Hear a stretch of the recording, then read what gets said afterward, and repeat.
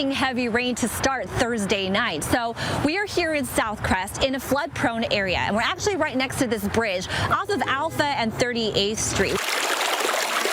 This culvert stretches all the way around the Southcrest neighborhood, and it's prone to flooding. I want to go ahead and show you. Here it is 1 year ago, January 22nd, 2024, and it's why many Southcrest residents are concerned about this week's rain and being flooded again. Yeah, panic attack last night. 2 months ago, Greg Montoya started prepping his home for rain.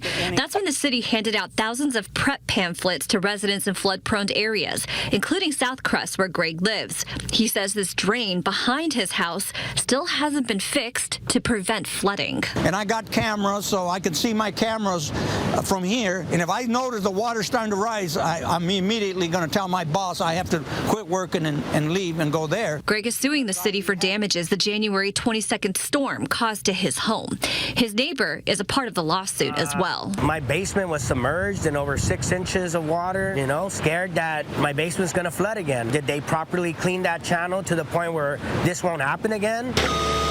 City of San Diego says since last January, they've cleaned 18 miles of stormwater channels citywide, including this storm channel that both Greg and William live next to. I was there in December when the city crews were cleaning it out.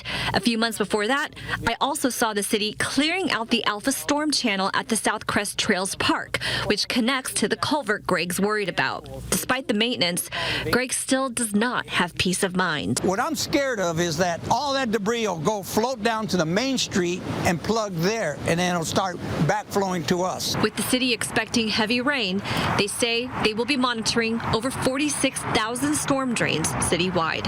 In Southcrest, Danny Miskell, ABC 10 News.